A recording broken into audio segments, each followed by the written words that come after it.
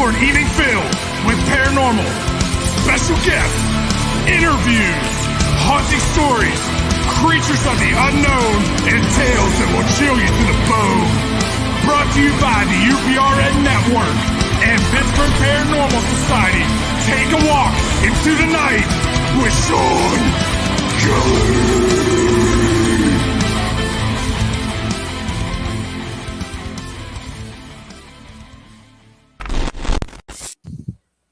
Hey, good evening, everybody. How's everybody doing tonight? This is Shawn.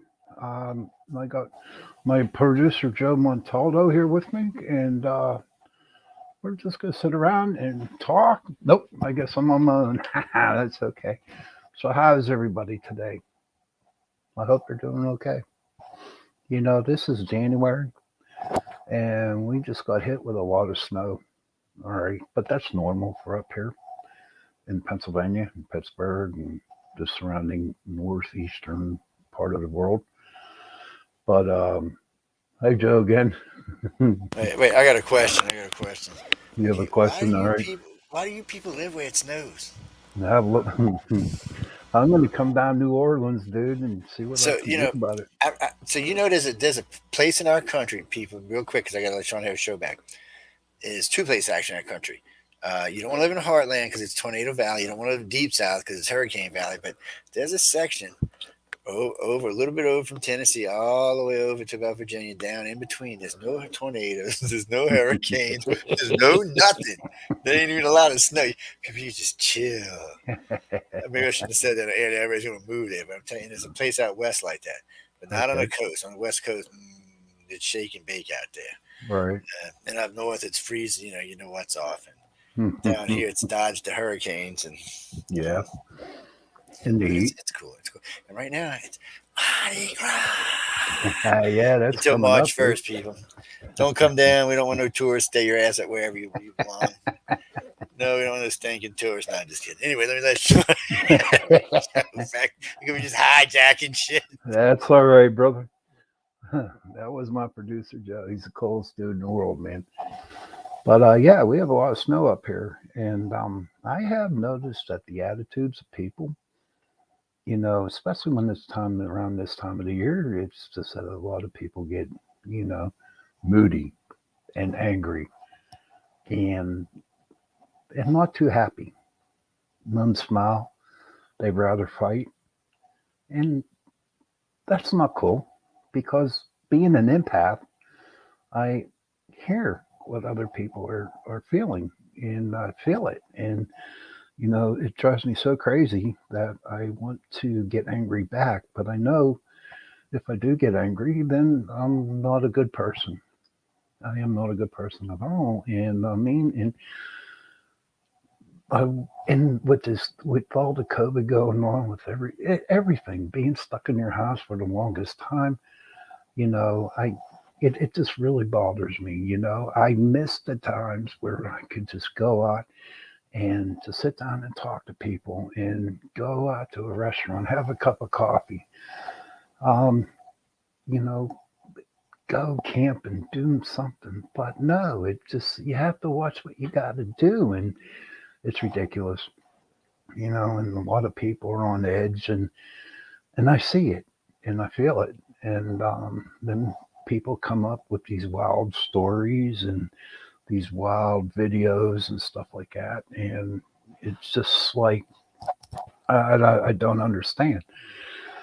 And I'm wondering if my listeners out there or my viewers feel the same way. So if you are, just, you know, drop me a comment and we can go from there. But today, earlier on the first show on Chasing Prophecy, we were talking about the time traveler from 3036. Okay. There was a little 37-minute video on it with Tubi. And it was like about this guy that was supposed to come from 3036, time traveler. And, you know, I was all pumped up, you know, watching the show, researching it, stuff like that. And, you know, because it was going to be part of the show topic. And to the first 5 minutes, I was just shaking my head like, this is bullshit, you know? And I'm thinking, well, why do people have to put something out there that isn't true? All right. Do I believe in time traveling? I'm on the fence. I'm on the fence with that. Um, to me, it's just, I cannot see it happening. Okay. And think about it. Me and Joe were talking earlier about time travelers, you know, what he shared with me. And, you know, think about it, right? If you do some time traveling, you don't exist in the world that you are today. Think about it, right? So everybody that you know, okay, everybody that you know won't know who you are because you don't exist in this world. That would suck. Definitely would suck, you know. And who knows if you did go back, but you never came back. Um, that would be crazy. Uh, I don't know if I could do it. I don't think I would want to leave where I'm at right now because I believe that I'm here on this planet at this very time talking to you on the show that I need to be here. Do I believe it was written before in the books? Yeah. I believe my life was set on what I was supposed to do from the day I was born. And I'm supposed to be with you guys today. And what's really crazy is think about it, right? You know, I brought up this little thing with on the last show. You know, you die, okay, and you go to heaven, and God said you got one more day to live, so I'm going to send you back, and I grant you one request. And being the person I am, you know, like I like to take a little gambling, and I was like, okay, can you give me the results for the races? And you're like, okay. So he sends me back. He gives me the results from the races, and I'm thinking, oh, I got all this money. Boom, I can bet these races. But you know what? Getting up there to the teller to give him my money to place my bet, you know what? I will hear somebody else say something else. And instead of going by what the paper said that God gave me, I would listen to this guy and I'd end up losing. You know? So a lot of people think that, not a lot of people, but some people think if you can go back in time and you can actually, you know, make a wrong right, or try to understand why your relationship broke up or why you lost your job, what can you do to prevent it? To me, I can't see that happening because what was supposed to happen at that time, all right, it was supposed to happen, okay? And there's nothing we can change. You know, why would you want to change what has happened to you? What's it going to give you? All right, so okay, we go back, all right, and we're going back to 1972, okay, and 72, you did this and you did that and you changed it, and all of a sudden, your life ain't right, you know? Your life is not right. Your whole world, your whole being that you went through for 59 years has changed. So you're starting at 10. I know this sounds so confusing. It really is. But you know what? I couldn't do it. No, not at all. Uh-uh. So for me, this dude that did this little video with the guy from 3036, you know, God bless him. You know, I can't judge him. But to me, if you want to put something out there like um, that this is the real time travel from 3036, then, you know, then maybe he has some important stuff. And it was just was not right, you know. So again, to me, that's media falsifying everything again in order to make us understand that, there is a year 3036 and the world's going to end in 2080, and people who are born are going to born with a lot of metallic magnesium inside their blood, and it was just crazy, you know. Now, is it possible that there's something out there that someone can time travel? I don't, in my opinion only, I don't believe so. I don't believe so at all. But I do respect the people who do believe in it, because you need to do that. You need to have that respect for people and what they believe. And maybe this guy who wrote this little documentary, um, you know, could be believable. I don't know where his frame of mind was when he wrote the story. But, it's on Tubi, okay, and it's called something about the time travel from 3036. So that's all I have to say about that thing on time travel, and maybe I'll bring it up a little bit more. But our guest, Martin, he was a pretty cool dude. I forget his last name. Sorry, Martin, I know that much. But, a lot of, I brought up this question to him. When you go, like I go to Gettysburg a lot, and I also, when I'm there at Gettysburg, I'll be on the battlefield, and I can hear the gun being fired. I can smell the gunpowder. I can hear the screamings, the killings, the pain, the torture that these guys went through up there. And I asked, did we time lapse? Did I time travel? Am I time traveling there when I go into Gettysburg? And I kind of think maybe I'm on the cusp of time traveling. Like I got one foot in my world and another foot in another world. Is it possible? Maybe. Maybe. I can't answer that one. But all I know is that I can share my experience with you, that this has happened a lot. So maybe I did do a little time traveling. But, are you guys playing my chain, pulling my chain? Are you gathering aliens? No, Jamie, we are not gathering aliens at all. Not at all, not one bit. We were talking about time travel, nothing about aliens yet, but do you have any questions about aliens? Maybe I can answer it for you. Playing your chain. I don't play nobody's chain. What I do is when I do my show, I just come out and say what I know is in my heart and what's on my mind, and just bring it out.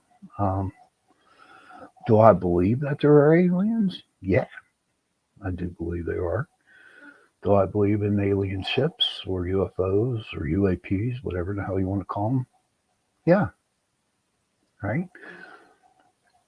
Because being with Chasing Prophecy and listening to other people who are very knowledgeable on UFOs and aliens, yeah, they're smart. They do the research and stuff like that, and so yeah, I believe that. But I'm a different type of person though. For me, okay, being a paranormal investigator, I have seen ghosts. Okay, I have talked to ghosts. I've been in presence with ghosts. And so to me, I know that ghosts are real. Okay, for me, it's pure fact. Now, for me, okay, I would like to see a spaceship land in the back of my yard. Yeah. And when I actually see that spaceship, I'm halfway there. They do exist. Now, if an alien came out of that craft, what would I do? I'd go up and shake its hand and say, "Welcome to Earth." And then, after seeing the alien and seeing the UFO, then whatever I was taught, whatever I was listening to, you know, it's there, you know, and it's legit. And I can actually say without a doubt that aliens and UFOs exist. Okay. Now, do I think that aliens, the technology that we have here in the world right now, that is stemmed from aliens? Yes, I do. I believe so. Think about it. Whenever Roswell that happened, I'm going to say 1956. Maybe I'm right. Maybe I'm wrong. I don't know. But like a couple, 2 or 3 years later, they started to come out with microwaves, and they started coming out with radios and CBs and all kinds of stuff that has this different type of technology. So I'm sure we didn't learn it overnight. We didn't. But to me, it's alien. Hey, Stuart, how are you tonight? Welcome to the show. Um, so I believe that the technology that we got from the aliens is the ones that got us going with the microwaves and the telephones. And if you look at our planes now, our fighter planes, they've almost built them. Hey, Augie, how you doing, bud? Thank you for coming on the show.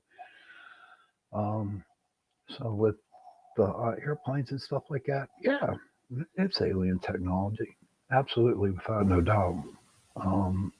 According to a very old girlfriend of mine a long, long time ago, that's a double negative. And I guess since you have heard me talk on the show, that yeah, I speak with a lot of double negatives. So for all you people who are into perfectly English speaking people, I'm not the person. I'm not. But so we talked. We were talking about aliens and stuff like that, and that UFO show that I saw earlier on in the day. And I don't know. People got to come up with something better. You know, they really, really do. I remember the one. It was called the Missing 411. I talked about this a couple months ago. It was about a guy investigating people missing up in upstate New York, I do believe it is. And it was a little documentary, which was a really good one. It was called Missing 411 The Hunted. Hey, Jody. Long time no see, sweetie. Good to see you. Welcome to the show. And so with this Missing 411, these guys are disappearing. They're just going to the woods or hunters, walk in 10 yards into the forest and sits on a rock, and his hunting party comes back and they can't find him.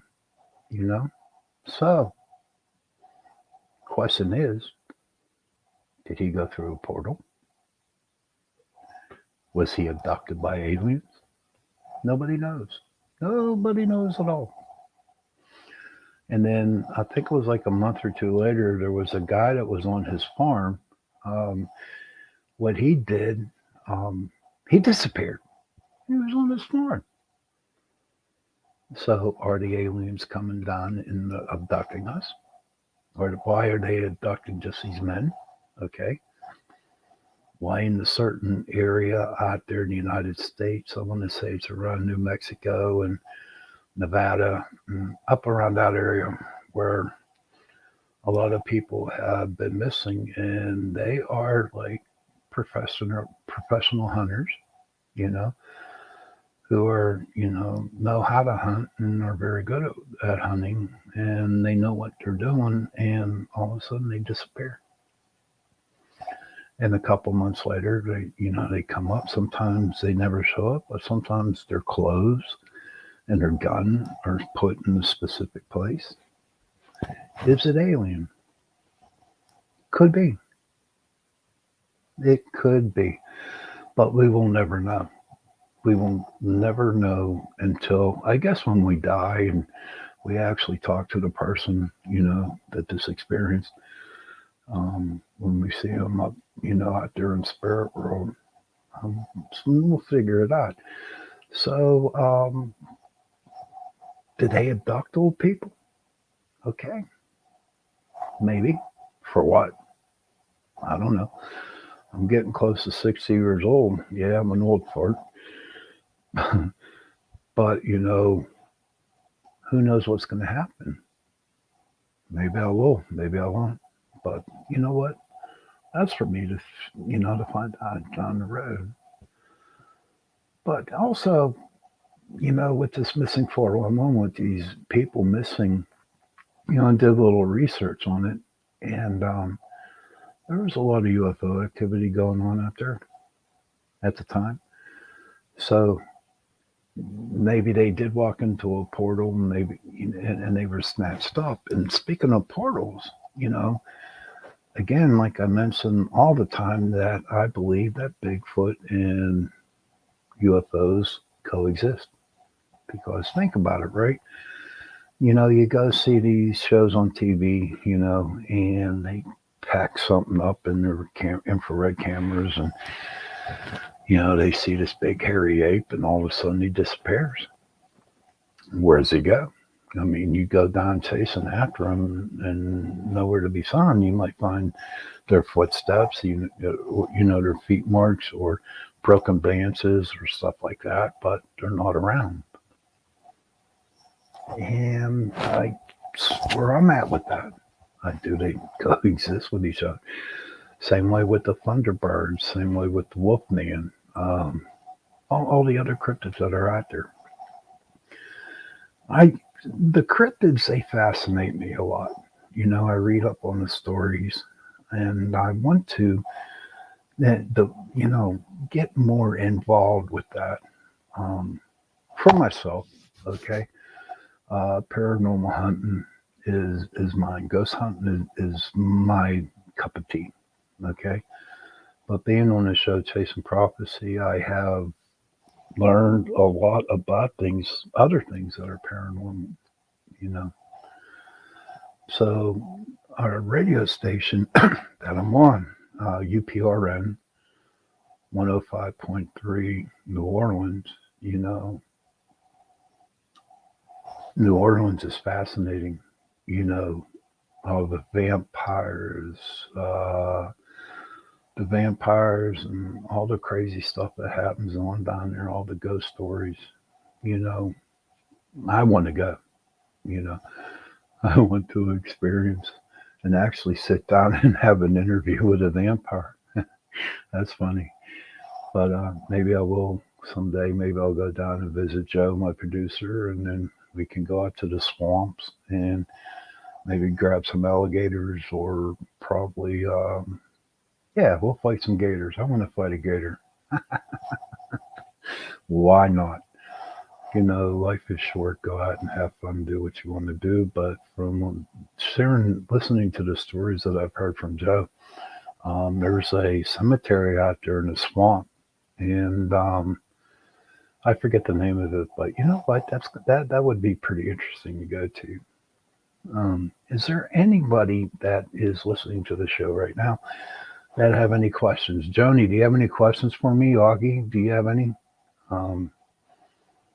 Please feel free to ask. I think that life for me right now, like I explained earlier into the show, it's not good. Okay, it's not good at all. I'm picking up on a lot of people's anger and hatred and all their different negative energies out there, and it's really, really bothering me. Be honest with you. Even with the medication that I'm taking for my depression and anxiety, I'm not doing good. I don't know if I ever told you this one time, but for me, what would be so great would be that in the whole world, right? The whole world, for one day, everybody be nice to each other. No hatred, no wars, no fighting, people smiling at each other. That would be so sweet. and see what happens. Could we exist with that? Could we exist for one day being nice to everybody and everybody being nice to everybody else? Well, I believe it would happen. That's my biggest that's my biggest hope while I'm on Earth, that everybody is really happy and everyone can, you know, treat everybody with respect. Hi, Denise. I missed some of the show about time travel. Some people say they see the future lives. I wonder what they see. I agree with you. We haven't really talked to anybody yet who has time traveled. In fact, we were supposed to have a couple time travelers on our show a long time ago, but for some reason they did not want to. They didn't want to listen, and they didn't want to be on the show, and we could never get a hold of them. That was kind of funny. Hey, Trish. Hey, hey, Trish Mo there.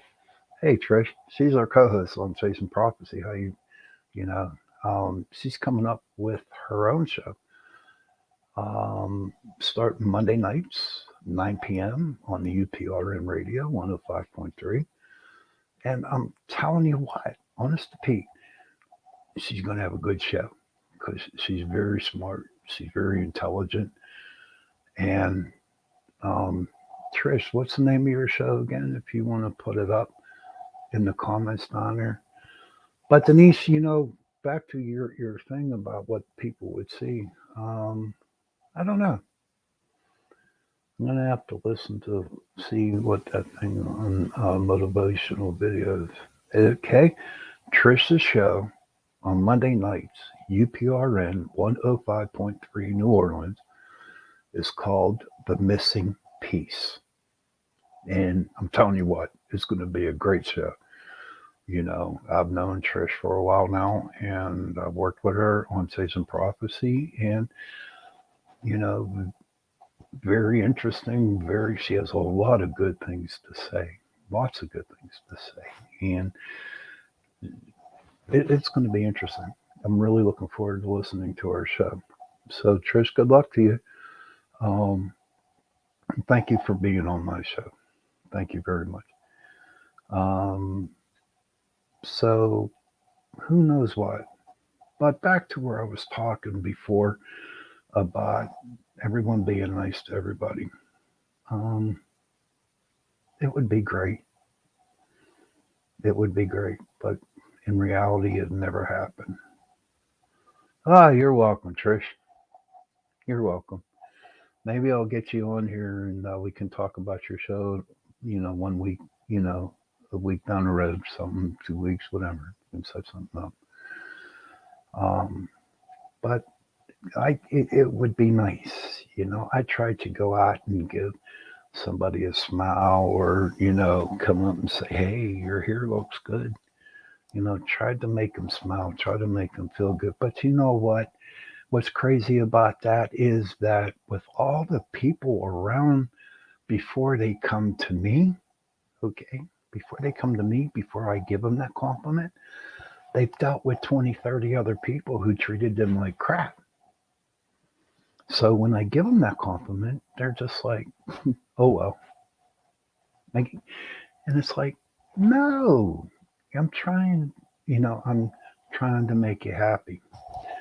Maybe I'm just like going too far or hoping or going for a long reach. People are very angry and selfish anymore. They probably always were, but it's more public now. Yes, that's true, Denise, and it's sad. It's sad that people are very angry and selfish. I mean, why do you have to be angry? It's not going to kill you. Sure, people, disagree with each other, but for me, what I do for me is that I accept people for who they are and what they believe. And if they don't like what I like, then that's okay. I don't go out and try to get for ghost hunting. I'll give you a good, for instance, paranormal investigating. Okay. I started back in 2006, and at that time, TAPS was really big back then. And so there were other paranormal groups out there that were like in competition. They were in competition with everybody. Who can get the best video? Who can get the best EVP? Who can get, the best photo? And for me, I didn't care, you know? I didn't care if you did get, the best video because you got it. And, and to have an ego about it, it's just not right. You know, paranormal investigating to me is to help people and to find out answers that I need to find out for me. Okay. And when people would mock me and, call me every name in the book, um, condemn me, or whatever, that hurt. That hurt inside because I thought we were all in this to do something together.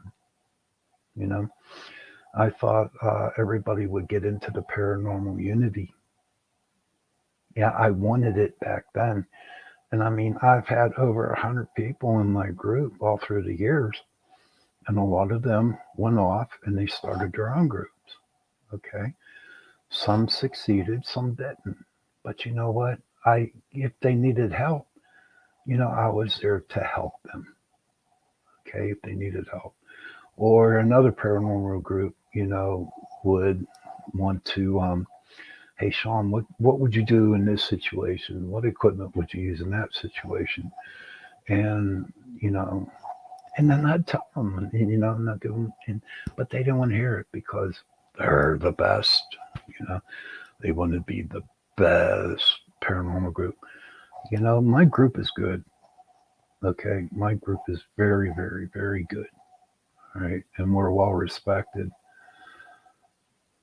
And it's not because, I'm being egotistical when I say that. I'm being totally humble about it because we really worked hard. I worked hard to get where we're at right now. But what bothers me is when other groups go around with that ego and they just, spread it. And basically what you're doing is making an ass out of yourself, I'm just calling it right then and there. And, I am willing to learn from other groups, different, investigating techniques. I'd like to hear what they have to say. I'd like to see their videos or their pictures, and see what it's like. Maybe I can learn from something from them. We had a group on. Trish, if you're still on, what was the name of that group that we had on a couple of weeks ago? They have different way techniques. And Axel or something like that. Axel Investigations. I forget what they were, but they were pretty cool people, And they did it, and there's stuff. Apex. Thanks, Trish. Apex Paranormal. And I do believe they're from Kansas City, Kansas. And honest to God, they were great.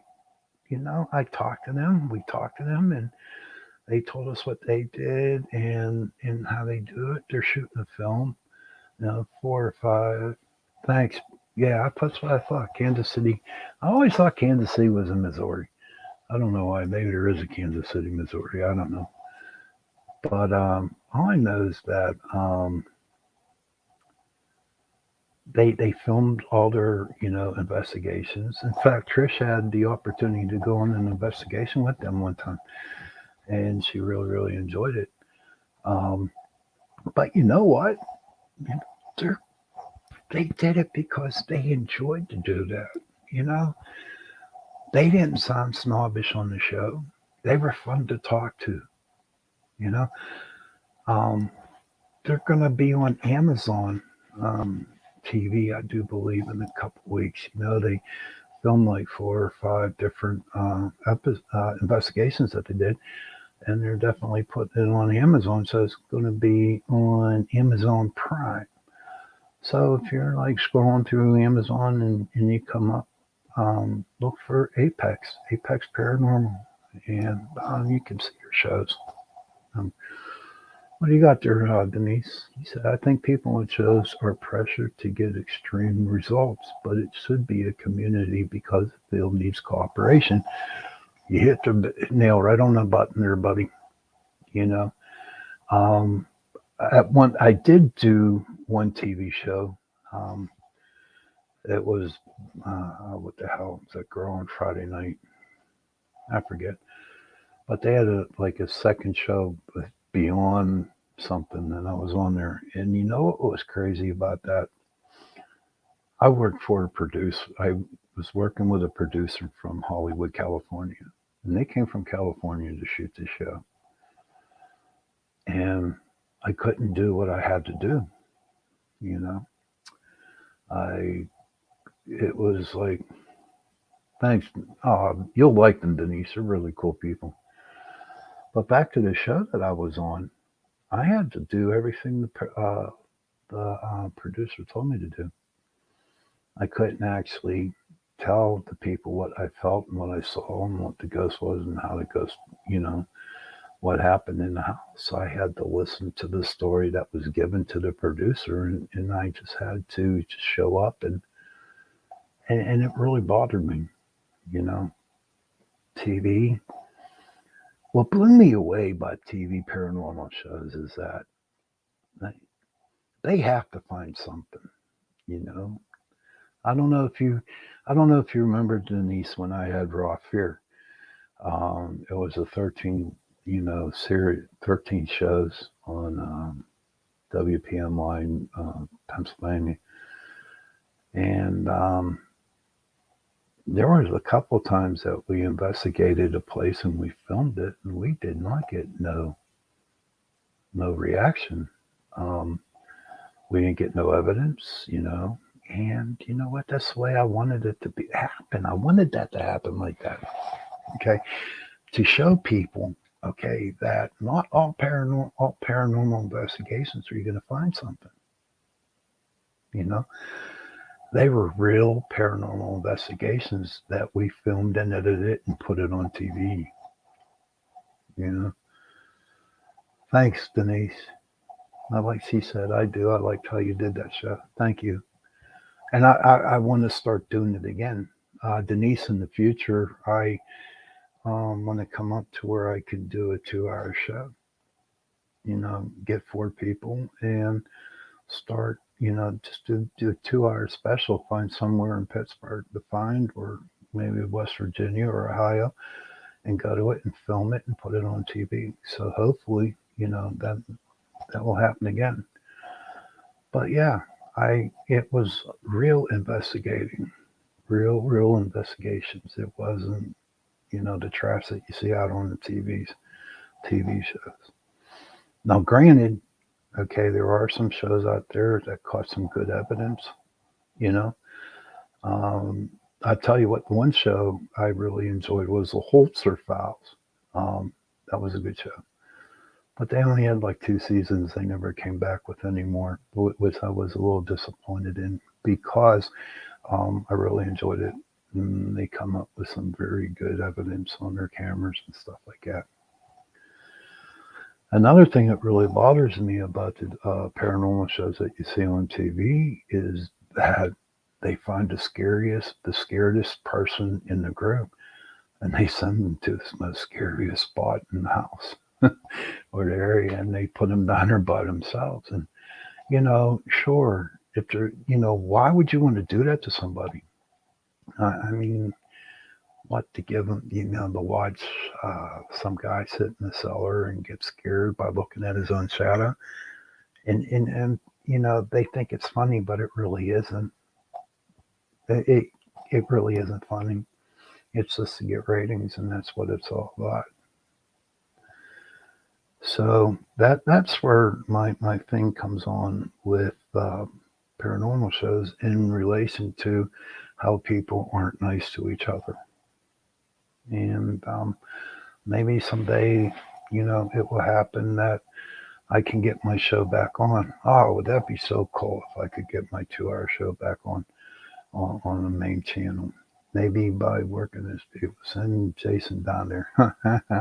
Yeah, we'll go back down there to the Bel Air house, and me and him will be down there, and we can, catch that rabbit, or was it duck? Was it duck?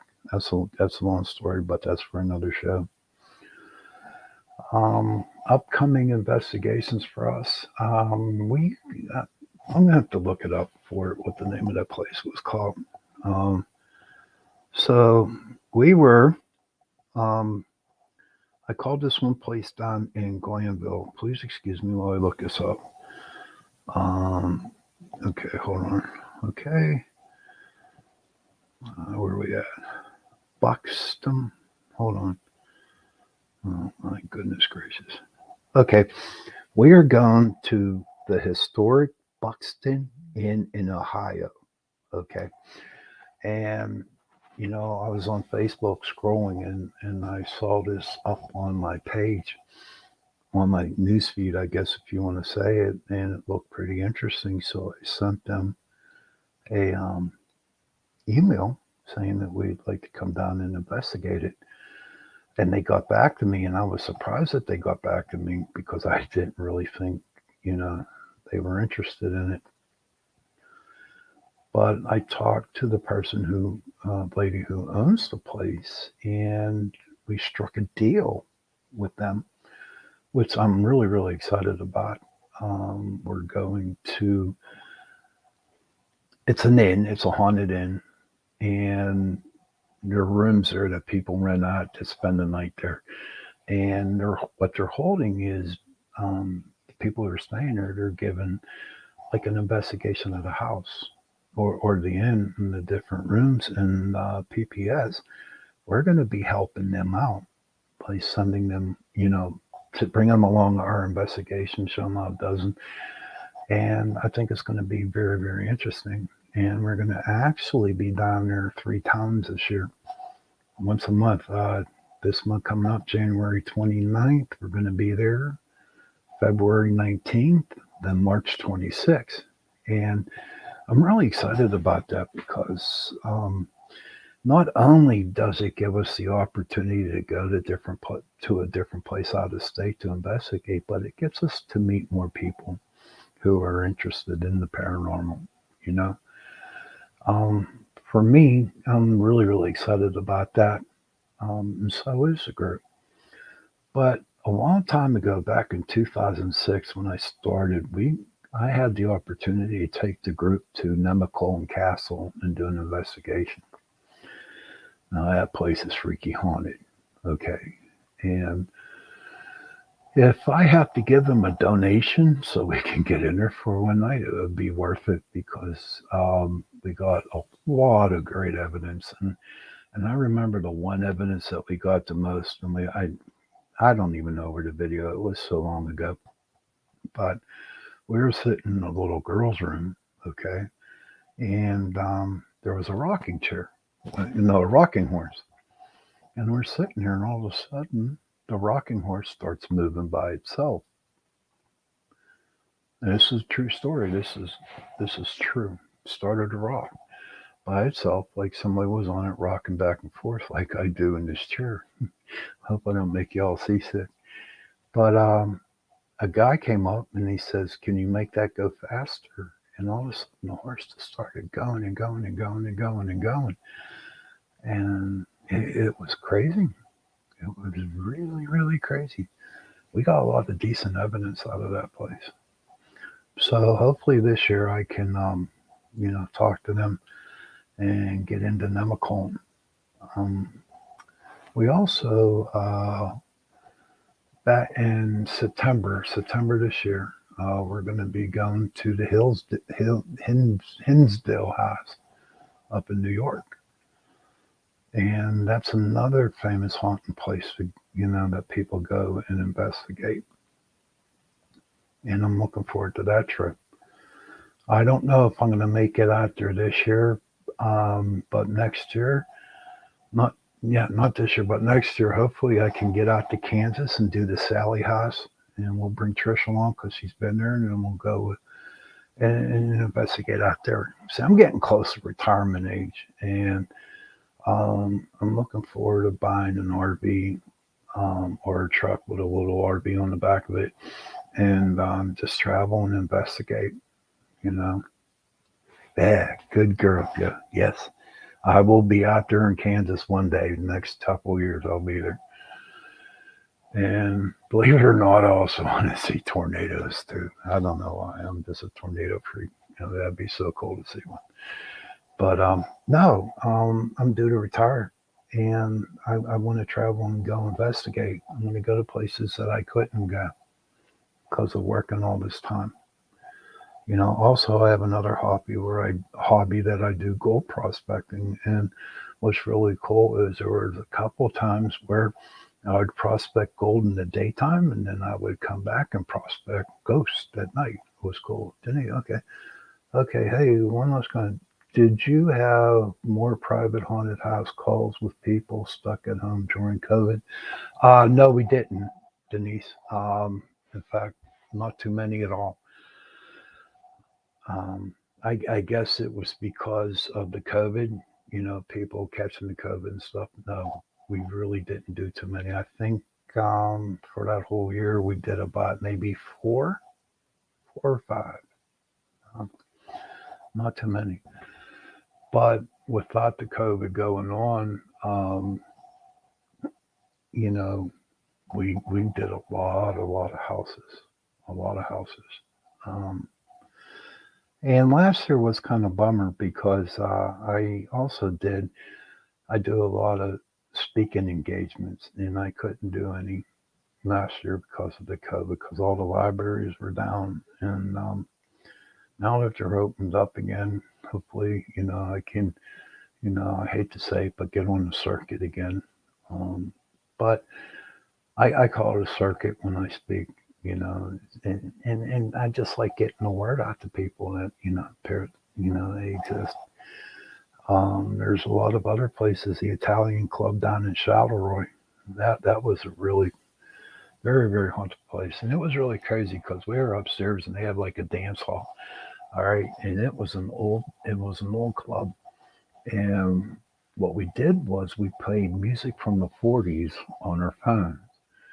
And we would get a lot of reaction with orbs, bouncing, shadows, moving around, orbs bouncing. And they were listening to the music and got very active. But we come to find out, okay, what we found out was when we just spoke like this, we would not get a response if we would ask them a question, who are you? Blah, blah, blah. Denise, I would think so too, but I think they were just so caught up into the COVID that they really didn't pay attention to it. Or maybe they did experience something and they just didn't want to talk about it. But back to the Italian club, um, they they we didn't get no reaction by asking them questions, and all of a sudden Russ came up with the idea. He said, "Well, let's go on this app, this language app, okay, and we'll put Italian in." What it does is that once you say a sentence in English, it responds as whatever language. So we set it for Italian, and we got action. You know, a lot of people call that trigger investigating, and you know what? Maybe you got to do it. But it was like really, really cool that we got to the opportunity. So I'm hoping that we get the chance to go back down to the Italian club in Charleroi. But anybody out there watching or listening to the show, Augie, Denise, Trish, where's your favorite places to go? Maybe we can talk about that next week. So yeah, everybody I was around the board tonight. It's getting really close. We're the witching hour for me, because I'm coming up on 51 minutes. But before I go, I just wanted to say everybody that I forgot to say in front of the show about mental health. Hopefully, I do think about you guys. And I do pray for you. And I hope whatever measures that you take in order to make yourself better, I hope you're doing it with an open heart. A lot of healthy stuff. Um, I'm not in a good mood right now. I mean, I'm not in the right place right now. So hopefully, as time gets on, that will be the Shawn that's a happy Shawn that everybody likes. Because right now I'm not. But you know what? That's on me. Please do not feel sorry for me. That's something I got to work through, and I've been working through it for a long, long, long, long time. So I want to thank everybody for listening into the show, and I want to thank everybody for watching. And good night, Denise, Trish, Augie, everybody that hung around the show. And on that note, just have one thing to say: happy hunting. Thank you.